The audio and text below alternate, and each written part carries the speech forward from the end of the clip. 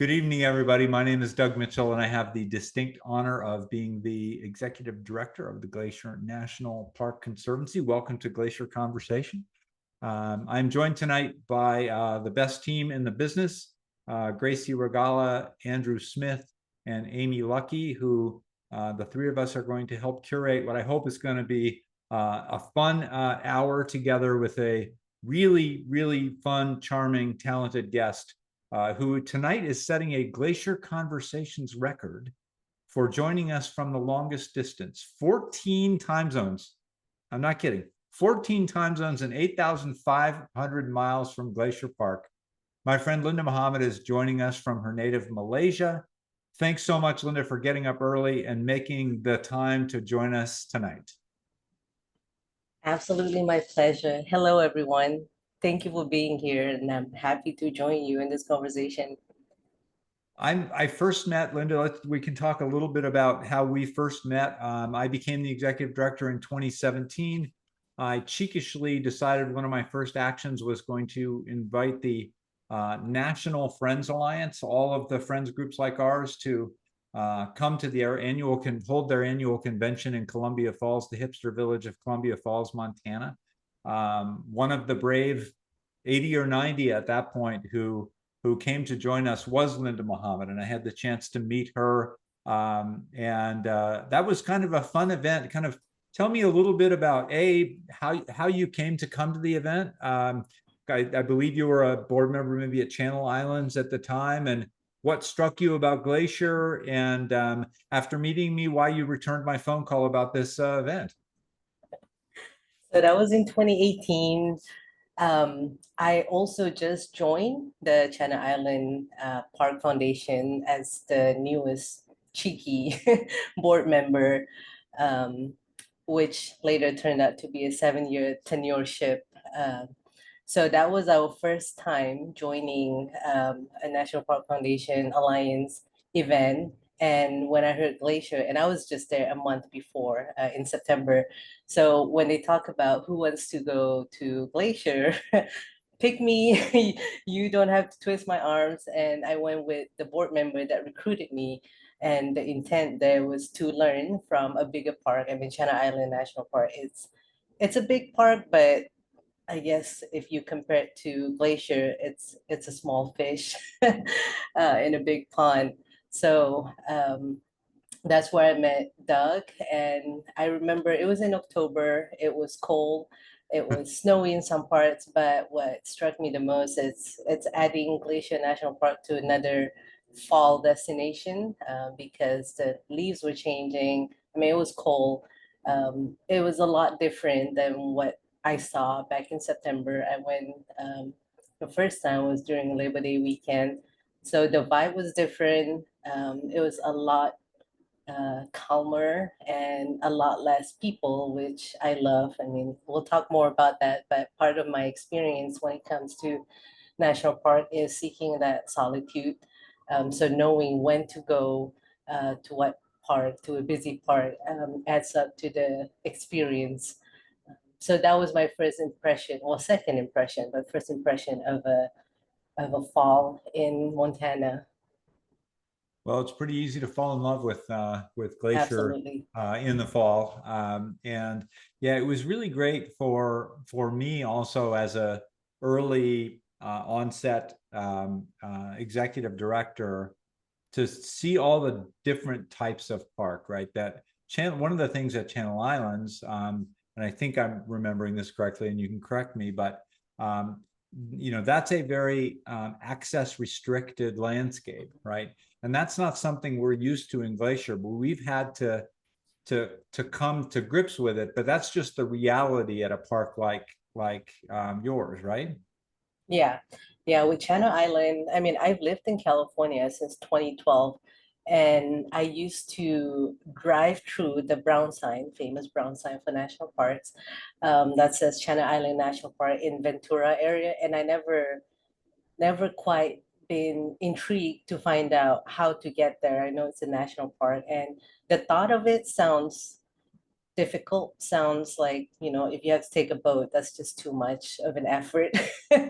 But come to find out that it's only an hour and a half boat ride away one way to get to at least two of the islands that's closest to the mainland, which is Anacapa and Santa Cruz Island. But that's part of I think, having done all of the designated national parks in the US, the logistic is actually part of the fun part, and how to make the most out of your trip, but also not to rush through it, just checking off a list type of thing to really enjoy it. But yeah, I mean, Channel Islands, we've learned a lot from, I mean, that meeting, the Alliance meeting in 2018 was the first, but we have finally um, reach a monumental milestone by hiring our very first executive director for the Park Foundation, Channel Island Park Foundation, last year. And that was also it was my last year for the Channel Island Park Foundation. So it was a great transition out. And having executive director to actually do some things, because all of us are volunteers. I mean, we did what we can, but having somebody full-time like Doug, having an assigned executive director definitely helps progress the foundation further than all of us volunteers could do in whatever time free that we have besides our full-time job and the time that we spend exploring. Right. Yeah. And at about the same time, the Friends Alliance became an official 501c3 group. The original coalition of kind of 80 or so of us who were together in 2018, in 2025, next month in St. Louis, it'll be in excess of 400 people together who, so this movement has grown. I want to go back to access a little bit, because you write eloquently about the importance within visiting national parks, the importance of keeping top of mind about preservation. And that's really what kind of the access issue at Channel Islands, and similarly at Glacier, where we're now doing ticketed entry. Talk to us a little bit about how you kind of landed on making sure you gave voice to resource protection, and how you saw that in the various parks that you visited. Mm-hmm. That's a tough subject from both sides. Me as a visitor who loves the park, but also on the resource side, the foundation side, the people who help protect the park. Because one, you love the park so much that you want to share with everybody. But second, on the other side, if you keep sharing without the proper resources and guidelines or information to help not only make the visit safe for others who might not visit national parks that often or might be first timers, it's it's a tough balance. So for me, to start with the Channel Islands, in helping to promote the visit to the park, I also partner with the foundation and the park to make it volunteer group projects.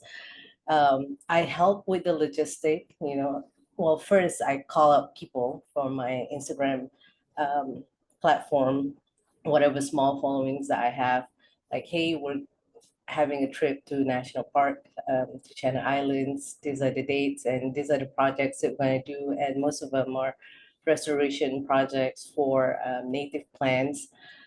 So we've done a couple of that. You're bringing people in a way kind of like out of nowhere from a mainland to the island, but in a safe environment that they know what to expect. And they there to not just visit the park, but also, really boots on the ground, not just in terms of hiking, but also getting dirts on the ground, pulling weeds. One of the friends that I took with me says, look, I don't even pull weeds in my backyard, but you take me to a national park, to Channel Islands with this view, I'll pull weed every day of the week. But that's one of the things that I realized, that some people, they don't just want to visit parks just for pictures. They also want to leave an impact, a positive one, not just, not just footprints, but also knowing that, hey, I helped pull that weed so that we can plant native plants on Anacapa Island. And then when you come back a year or two later, you actually see those native plants have grown and the serve its purpose, having birds, finding shades underneath those plants, which is why we wanted those native plants to begin with. So for me, a lot of time it's doing group trips with friends who one may trust me because of my experience, but also I trust that they also have the best intention of wanting to learn. And the beautiful part is the domino effect, because then I start seeing these people who have gone on those trips to go on another trip, but also try to educate the friends and family, like, hey, before you say go to Yosemite, these are things for you to look out for. The whole leaf no trace, like be ready for ticketing or do your preparation. Some people think that you could just show up to a big park or a small park even unprepared, but then you might have a really um, tough time getting in or just having a tough experience. So for me, the education, the knowledge sharing, I think it could be overwhelming out there to learn. I mean, things are changing. One day arches have this ticketed entry, and sometimes it might start earlier than you think. So there's a lot of information out there that might get overwhelming, but I think us as park lovers, you can start small from your circle of friends and share, and whatever circle of trust that you have, the following, Instagram, social media, family, and whatnot. Does that Yeah, I answer your mean, question? I feel like yeah, I'm yeah. I rambling mean, now. information is power, and trusted sources are so important to that, and also kind of just level setting that this is the new normal. Mhm. I say to people, I don't expect to go walk over to the Whitefish public golf course and play golf whenever I want. Yeah. It's very popular. I used to be able to do that 30 years ago. I can't Yeah. do that now. You get a tee time because you can't have 50,000 people on the course. You can't, So, and that becomes the new normal. You mentioned your Instagram presence, and I want to share that with people. Andrew's going to put that in the chat. Bucket List Traveler. It's wonderful and a great way to kind of stay connected. I want to your path to this book and to being a national park advocate was not the natural path, right? You were born and grew up in Malaysia, made your way to the United States via the Colorado School of Mines, if my information is correct. Yes. And in this journey, talk to us about that journey, and B, kind of when did it click for you that open spaces, public land was somewhere where you were going to throw in your lot as a board member, as a writer, those kinds of things. Mhm. Yeah, thank you for the background. I've been doing a lot of self-reflection lately, and yeah, no, like you said, 8,500 miles from Glacier National Park. I mean, I've came a long way, literally and figuratively. As far as love for national parks, I mean, I came to United States as an opportunity to study, to further my study. I got a scholarship from Malaysia government, um, and I decided to pursue education in engineering. Um, for us, we get to pick three schools um, based on our major that my sponsor would pay for application fee. And my thought process at the time is, well, we have to apply to the Ivy League school just in case we get in, and then we can pick one school that is a safety net based on SAT scores, what we're capable of, and then one more school that we could pick, I guess, out of our liking. So at the time, I picked Texas A&M as the Ivy League, Penn State University as the safety net, and then Colorado School of Mines as the school that I really wanted to go. I got accepted to the last two. Texas A&M says, hey, your application is incomplete. You did not write, what is it, essay about yourself. And Oh, with the sponsor, if you get accepted to the Ivy League, you have to go. And I mean, no offense to anybody who's an Aggie, I just didn't want to go to Texas A&M. I didn't want to go to a big school. I think it's an overwhelming change from Malaysia, I grew up in Malaysia for 19 years, and then the first thing I want to do in the United States is go to Texas A&M. That's a little bit too much. So I purposely did not submit the essay. So a month later, they sent a letter saying, we regret we cannot offer you admission. I was like, yes, because now I get to go to Colorado School of Mines. nice. So it's Well a great, played. yeah, it's a great school. I love being in a small school. At the time, they only have less than 4,000 students, undergrad and graduate school, graduate students. It's in Golden. If anybody has been, it's right next to the Coors Brewery. That's a big landmark. Um, and that's where my first experience of national park. It was my sophomore year.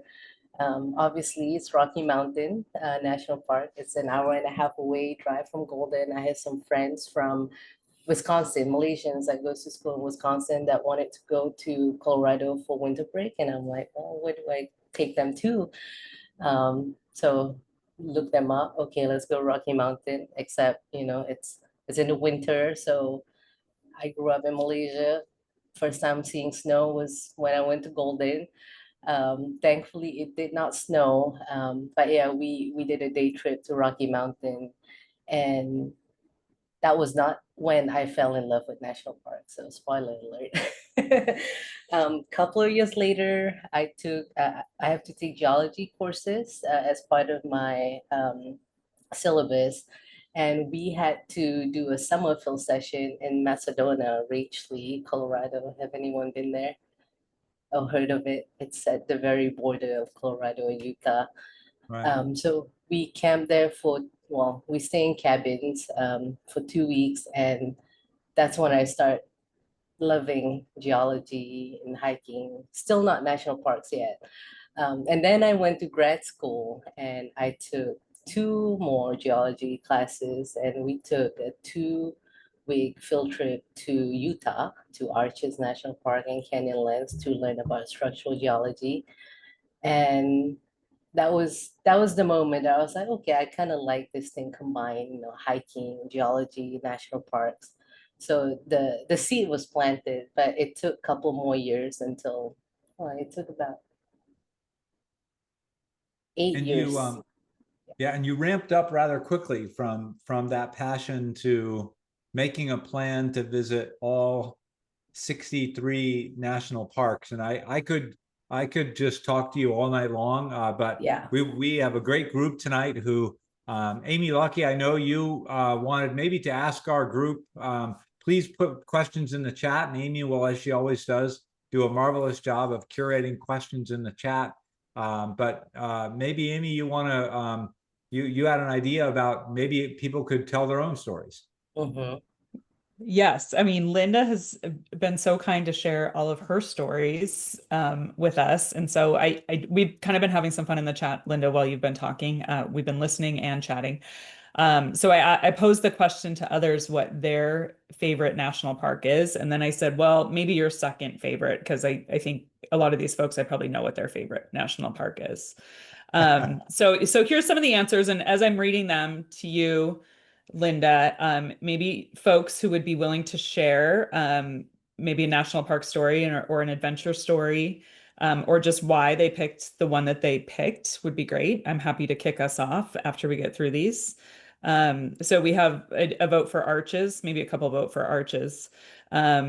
Gracie mentioned Waterton, just to the north of Glacier. If y'all haven't been up to Waterton, it's Glacier Lake and amazing. And Margaret wanted to mention a National Historic Site, which is in Montana, Grant Corps in Deer Lodge. I'd love to hear from Margaret, as always.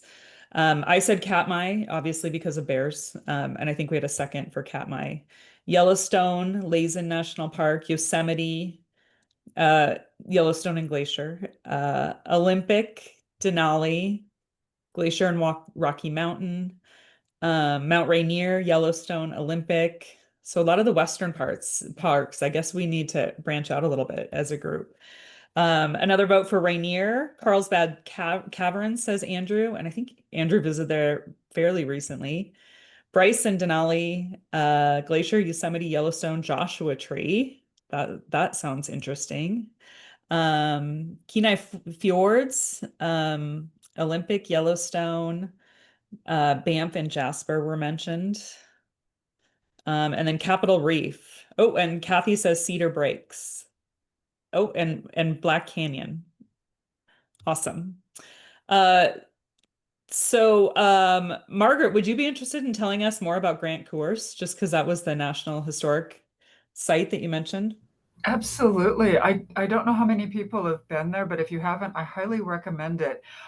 It was a working cattle ranch, still is, but the thing, I mean, it's an absolutely beautiful place, and they do a tremendous job engaging visitors. There's a cowboy campfire, and a working blacksmith shop and that sort of thing. But to me, the most crucial and instructive thing about visiting there is the actual museum display, which explains about that period in American life, which was so brief, before the invention of barbed wire, the era of the cowboy, right, which has just infused so much of American popular culture and political ideology and so on. So I think it's a really significant place, and also just lovely to visit. So that's why I rate it so highly. Yeah.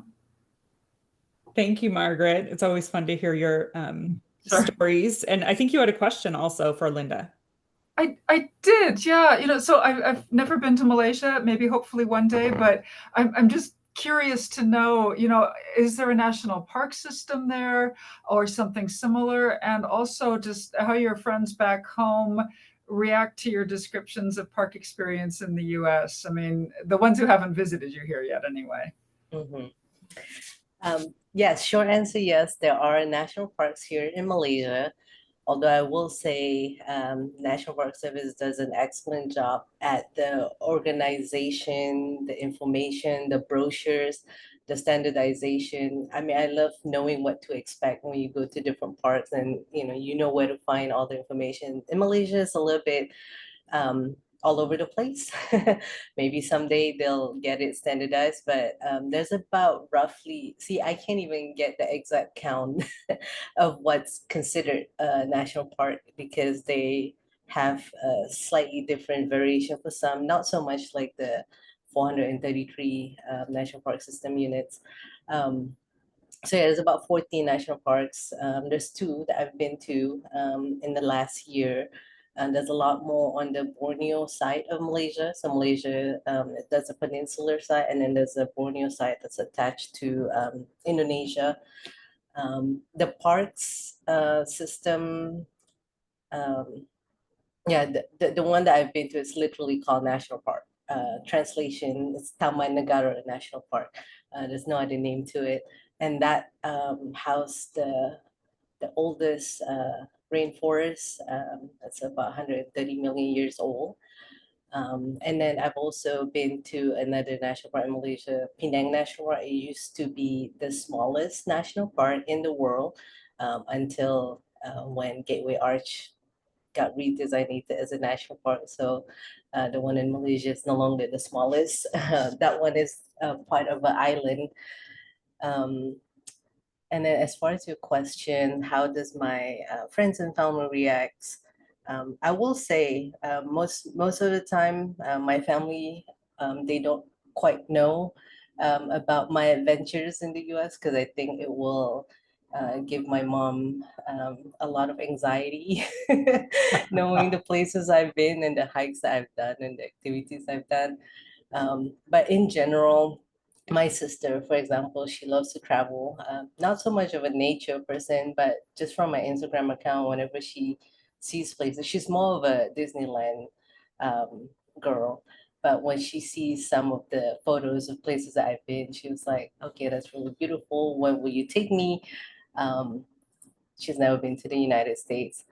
But in general, I think they enjoy seeing different sides of United States. through my point of view, because a lot of time what you see on TV or news over here is just big cities. Of course, they know New York City, San Francisco, Los Angeles, and Disneyland, Disney World. But to actually see that there's a lot of open spaces, beautiful parks, iconic like Yosemite and Yellowstone, I think they do enjoy having to see that without having to pay the ticket price to travel halfway across the world. Yeah. That's great. That's super Thank you, interesting. Margaret and Linda. I was also, we have another regular on, Dave Baylor. I was wondering, Dave, if you would maybe unmute and share your favorite national parks and ask your question of Linda. Well, my favorite is, of course, Glacier. My second favorite actually is the one that my late wife introduced me to because she grew up at the headquarters in Gardner in the Mammoth Hot Springs in Yellowstone. Her dad was a landscape architect and park planner for Yellowstone for about 20 years. So, as well as some work in Glacier and the Tetons and so forth. So that was my introduction to the national parks. And but Glacier is where my heart is, quite frankly. My question was, since you mentioned being posted or doing some field work on arches, did you get yourself into Edward Abbey and Wallace Stegner as explainers of the culture and the landscape of the parks, especially arches? I mean, with Edward Abbey and arches is a great read. So Not at the time. I mean, those 2 weeks we were on a field trip, all we did was just look at rocks and draw things on our notebooks. But the last time I was in Arches in Canyonland, I did start getting into it because I saw a quote of Edward Abbey somewhere in the park, and it piqued my interest. And as I was doing my research for the book, I did a little bit of reading, but not as much. thank you. There's Linda, there's a Abbey connection to Glacier. We have fire lookouts up here. I don't think we saw any of those. They were all under the snow when you were here. But we have fire lookouts, and one of them is at Numa Ridge. And Abbey was one of the fire lookout people. Unfortunately, his journals aren't, although they do exist, he didn't, let's just say, do his best writing in the journals from the fire lookout at Numa Ridge on the North Fork.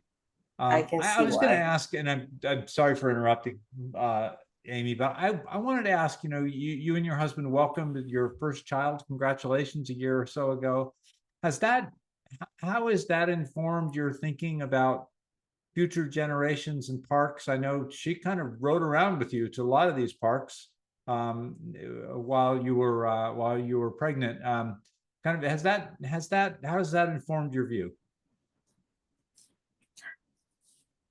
Given the current ongoing, I guess, situations in National Park Service and the parks and protections, the people, resources, the one thing that comes to mind is, will the parks be available for her when that time comes, when she's going to go on adventures without telling me and go on all these hikes that will give me all this anxiety? That's always a question. I mean, I was in the United States for a couple of months early in the year, so we did go to 7 of the designated national parks. And yeah, the questions there is just, will this parks be preserved? I mean, I know situation changes, environment changes. We talk about, for example, Sequoia National Park. That's the park that's closest to me, live in Bakersfield, with fire threats. Some of the iconic. Will General Sherman still be there by the time she's able to go on her own adventure? Because we preserve these parks. The idea back then, back in the 1800s, is for the benefits and enjoyment of the people. And I know that, even for Yellowstone, it has taken different shape from from where it started, and then now there's a lot more, I guess there's a lot more aids to make the visit enjoyable, but there's also you know, I guess there's park rangers there that will be able to help guides. But then as things change, maybe you have less resources, less people, what shape of the parks, what's going to be left. I mean, even when I think about Glacier too, I definitely want to get her out there before Glacier lose the namesakes, you know, as the glaciers are retreating. I mean, the parks, the mountains will be there, but the namesakes, what makes the parks Glacier, may or may not be there. So I think that's something that I'm trying to instill in her. I mean, we go on our evening walks. She look at the plants and she wants to try and pick the flowers and the leaves. I mean, part of it is sensory, right? She's only a year old trying to learn, but at the same time, it's definitely an opportunity for me to teach her, you know, gentle hands, because we need to take care of these plants and essentially the bigger things, the trees, the parks, for us, for her future kids. You know, that question has been in my mind a lot. Yeah, no, it's a natural thing as one becomes a parent, and Julie's, in my case, a grandparent, almost the same time as you guys became parents. That's how old I am.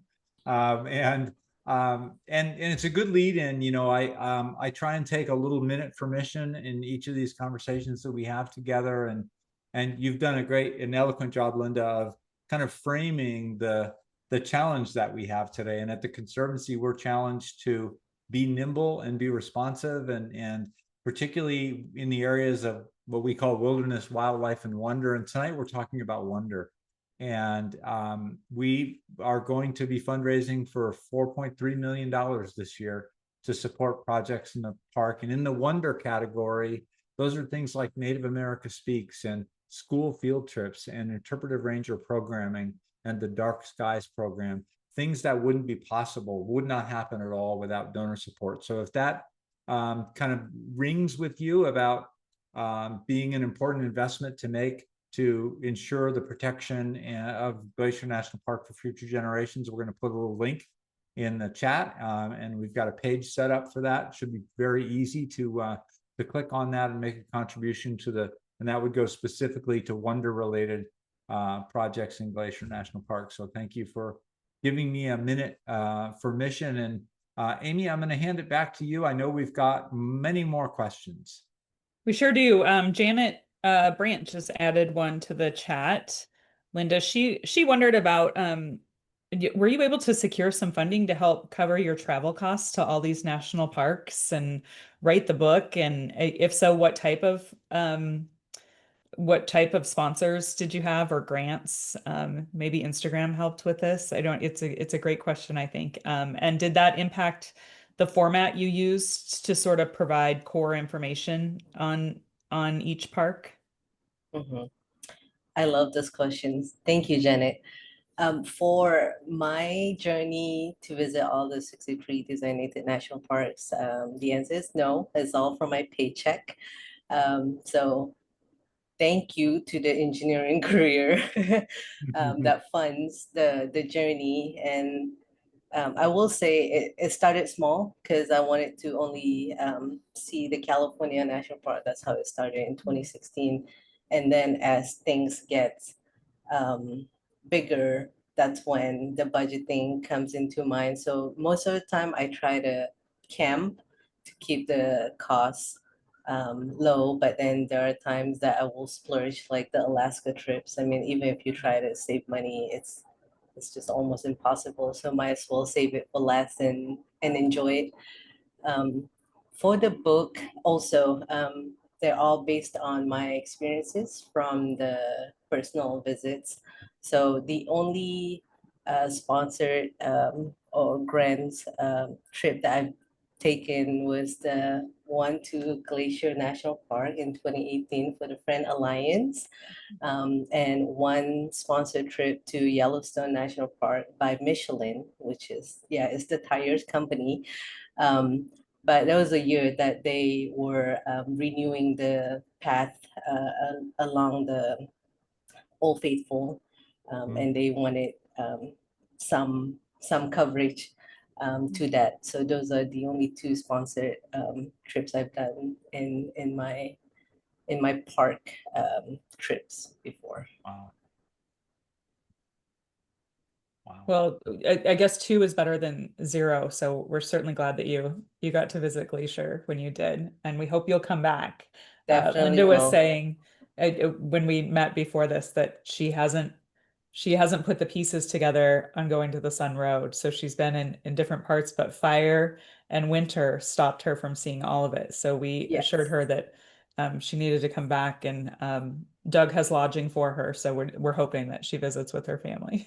Yep, still on my bucket list to do the going to Sun Road. I mean, it's an engineering marvel, so I There you need to go. be back for that. There you go. So I have a couple of questions in a private chat.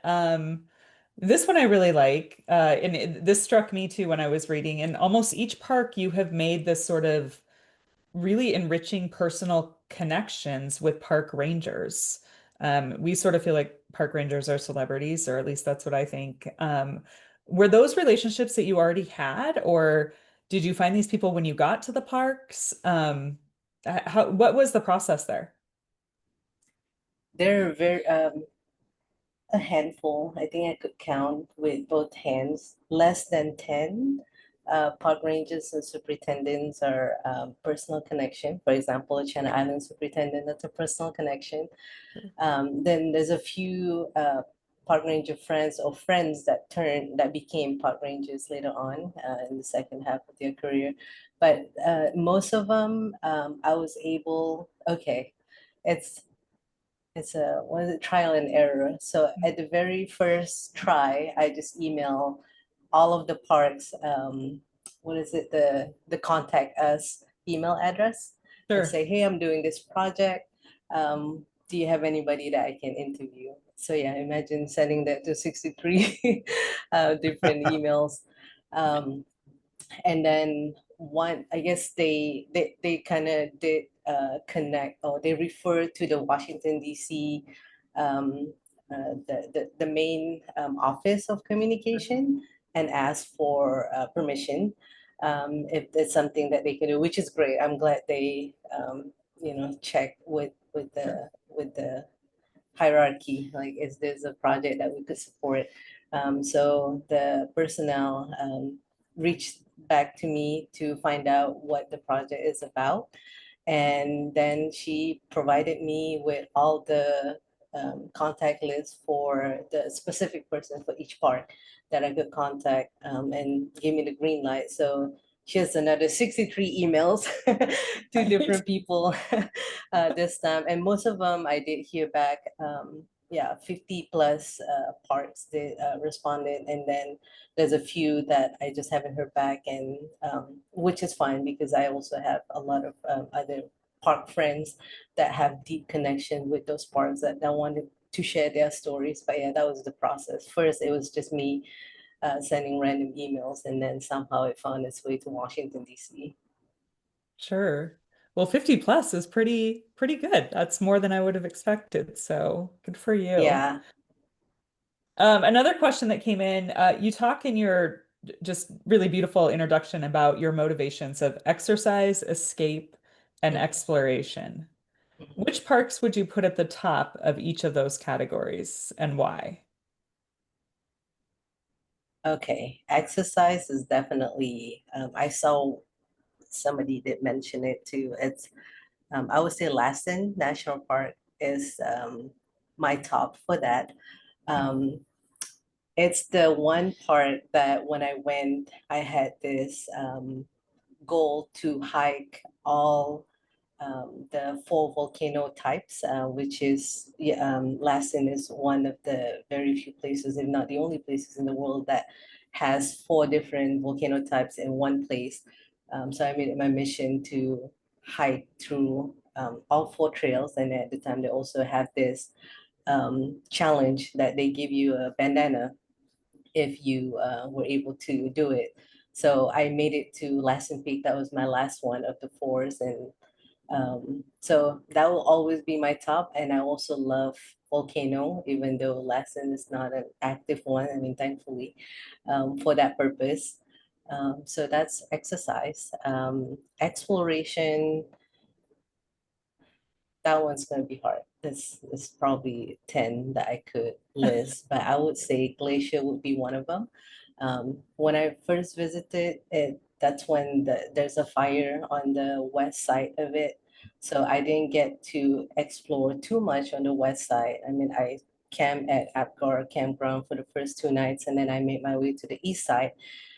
And I have to say, I'm glad that it happened the way it happened, because I felt like I spent a lot more time on the east side. Like I did a boat ride to Two Medicines. I made it a goal to do all the boat trips at Glacier while I was there, just as something to do. And it was towards the end of the season, so there's a lot of vacancy. So I spent a lot of time exploring the east side, which I felt like maybe for people who visit for a short period of time might spend a lot more time on the west side. So I felt like I um, get to know the east side a lot more. I mean, I hiked the Highline Trail, and that's by far my favorite at Glacier. As far as escape, also a tough one. So I'm not even gonna try and name names. No. Fair enough, fair enough. Let's see. I think I do have a couple of more questions, but I'm going to kick back to Doug. I think maybe Doug and Gracie to do a giveaway and maybe a speed round just to mix things up a little bit. Oh, that could be kind of fun. Gracie, what do you got for us? I know that we're gonna give away this very fancy Patagonia mug, which is amazing. Do you have a winner? Yes, we do have a winner. I have a Susan Welby's, or maybe Welbs. Not sure how to pronounce it, but Susan, if you'd want to email us at info@glacier.org, we can arrange shipping that to you, and I think you'll be pleasantly surprised by how fun the pattern on the mug is. Awesome. Thank you, Gracie. So I did pre-warn Linda that we had a little bit of a speed round.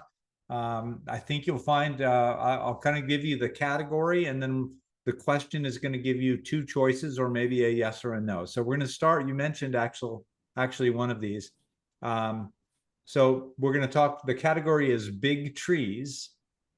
I know you've seen both of these trees. So is your favorite of the two going to be General Grant in Kings Canyon or General Sherman in your home park at Sequoia? Sherman. Sherman. Okay, very good. So I don't know. I don't know Linda well enough to know if when you were here you got to be a basketball fan, but March Madness or Fat Bear Week? Fat Bear. Which is easy. Fat Bear Week. Okay, very good. Coming up, I understand we haven't seen the bracket yet, but I think that's in October, something like that. It's coming up. Yeah. I think you mentioned in the book that you got to see the run, the salmon run. What was that like? Scary in some ways, but also that's a major bucket list. You have to go see it during the salmon runs. I'm sorry if you didn't get to see it during the salmon run, but that was amazing. When I was there, there were 3 cups that was on the side of the river waiting for the parents to come back with food. And I had a picture that just came out on my timeline recently, asking people to count the bears, and there was about 8 adults and 3 cups just in one small frame. That's incredible. That's incredible. All right. Well, thank you for letting me take us off of our very focused speed round. Okay. So when it comes to hiking, are we going with hiking poles or no hiking poles? No hiking poles. No hiking poles. Okay. Also a hiking question, water bottle or Camelback? Camelback. Yeah, the hydrating bag, Yeah. Camelback is what you're going. Okay. Yeah, I tend to agree with you. And then last, and this is just on a general question, the Obamas, by the way, have a large disagreement about this. Yes or no, is it ever okay to put ketchup on a hot dog? Yes.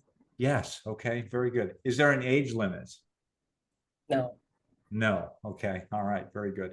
Okay. Well, there you have it. 5 easy questions. Thank you for playing our game. Well, I know, right? You made it.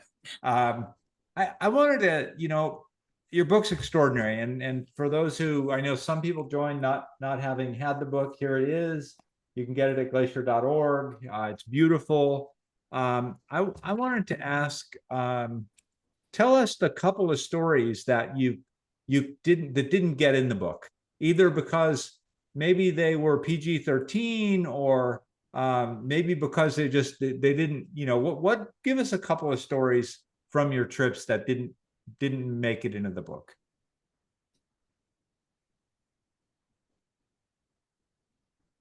Wow, that just put me on the spot.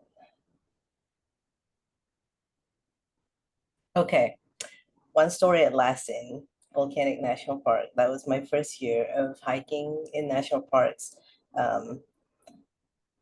You know how they say you should put your foods and anything with scents in the bear box. I camp by myself. It's not in the main section of the park. It's on the east side. It's different sections in Lassen on the east side that is not connected to the main side. I had all my food in the bear box, but I forgot I had my toothpaste with me in the tent. So right around midnight, 2 a.m., between that time, there was something sniffing around my tent.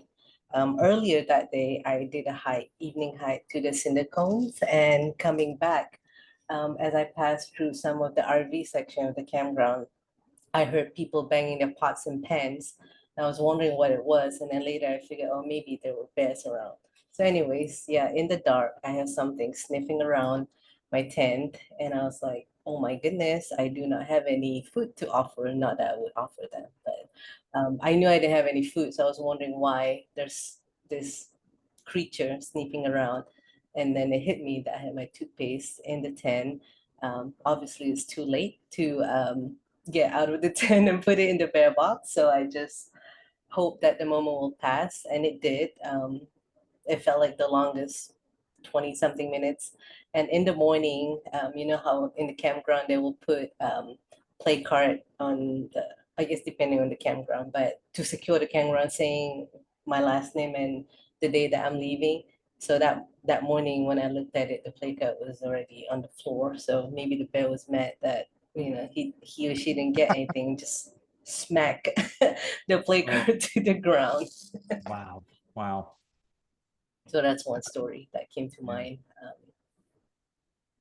Yeah. So as you were doing your traveling, and we can come back to more stories too, but as you were doing your traveling, 63 parks, there's probably one or more that you kind of showed up at. You've done your research, but you showed up at them and were surprised. Wow, this isn't what I expected, right? What are a couple of those where you either got more than you expected or that it didn't really show up kind of as advertised? Okay, I like that question. So it turns out to be one of, well, if not my most favorite national park, which is surprising to a lot of people. And it is a controversial question, right? When you talk about favorite park, it's like choosing favorite child. It's okay. I'll choose a favorite child. I only have one. So my favorite that I thought it was just gonna be, a quick trip, an okay trip, a drive-through park, as one of my friends said it. But I happened to fall in love with it is in Arizona, the Petrified Forest. Um, yeah, I guess to some eyes, it is just a drive-through park. I mean, you veer off I-40, you drive through it, and then you check out the park. But man, the the geology, the rocks, the colorful, the desert, the color, the painted hills. If you go in that way, coming from east, the first thing you see is all this red Badlands hills, and then you drive through and you come through the Blue Mountain sections. It's just so beautiful. Like I had to stop at every single pullout, and then You know, if you just do the regular trails, you might not necessarily see all the magics, but if you do some of the backcountry of it, with the Blue Mesa Trail, there's the official trail and there's the backcountry trail that you see it from a different point of view. I did that, and another one, a backcountry route that I couldn't recall the name, but when you get so close to those petrified woods, I mean, I guess it depends. I love rocks, I love colors, I love geology. So my view of the Mm. park, when I tell people it's my favorite, people are like, really? um, to the opposite of that, I know this is going to stir a lot of angst to Yosemite lovers, but that's one of my least favorite experience. And I've been there a lot of time. It's 4 hours away from where I live in Bakersfield, but part of that experience too, you know, the crowd, just the crowd, mainly the crowd. It's just not worth the stress. So the beautiful thing about that though, if I do want to see a glacier carve part, I'll go to Glacier National Park before I would go to Yosemite, even though it's a lot farther and took a lot more effort. And I'm not saying that just because of who I'm talking to right now, but that's one of the, you know, I guess comparisons like this or that. If I have to pick Yosemite and Glacier, I would always pick Glacier first for somewhat similar view, although, you know, you might not have the Yosemite Falls and Glacier, but yeah. Yeah, I mean, it's an interesting discussion point in our country right now, and in our work, particularly at Glacier, right? Because since you were last here, we've instituted a access management system in the park, and they have piloted 5 different systems to try and hone in on one. I think exactly for the reason that you say, right? The congestion problem isn't the problem of the park. It's the problem of the management of the park. And again, no disrespect. Neither of us mean any disrespect to the people who are managing the park.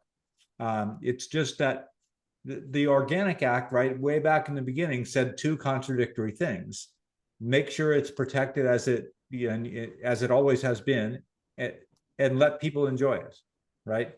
So that's the challenge. How do we maybe think about creating a new normal? I was pleased when I last went to Yosemite and went to see the giant sequoias that there weren't cars parked right next to them anymore.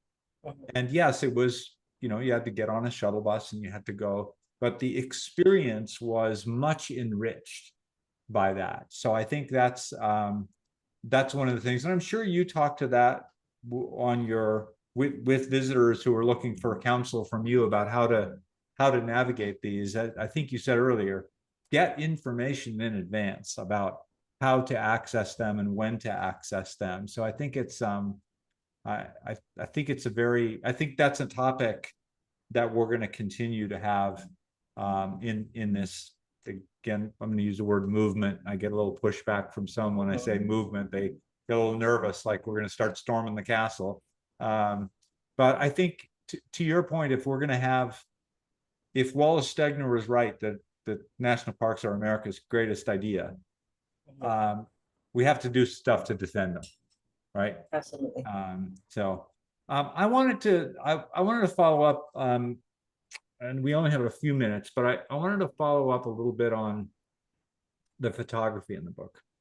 The photography in the book is just straight out extraordinary. And I love the fact that you kind of listed all the photographers and attached those to the photographs. Are these people photographers that you have known? Are these people, how did that all happen? So some of the photos in this book are from my friends on Instagram. I've made so many friends on Instagram. That's the beautiful thing about social media. I know one of them, Susan, that just won the Patagonia mug.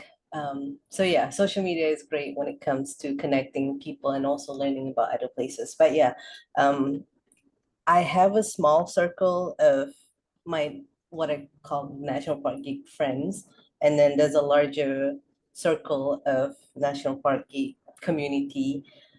So some of these photos are from those friends that I either meet online or actually have taken our hikes and friendships offline on the trail.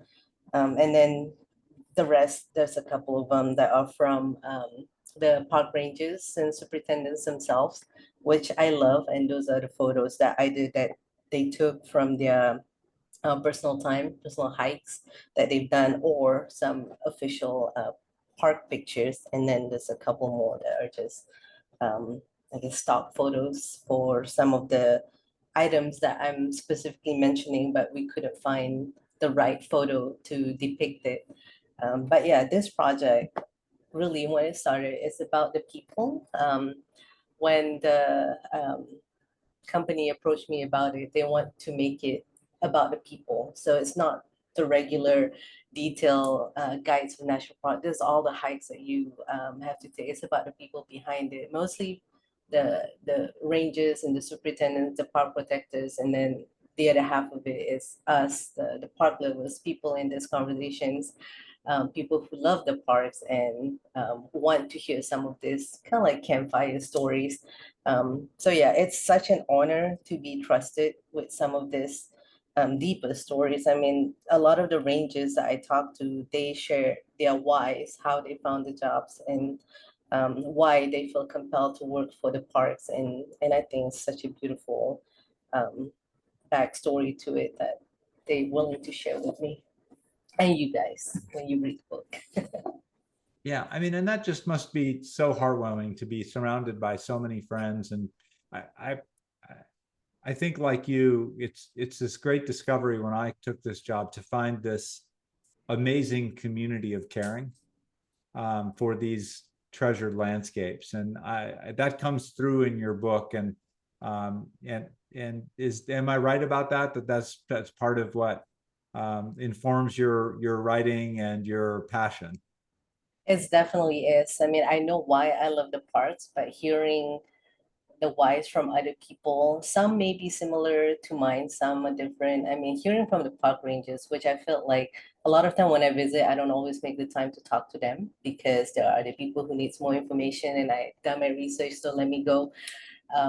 But hearing their stories, a lot of them is deeply rooted on why they choose to be park rangers. And also, if you haven't read the book, someone's story that you know who's in this call is also in this book. And page 116 is the executive director of Glacier Conservancy. So if you're wanting to know his why for the local park, it's his story is also in here.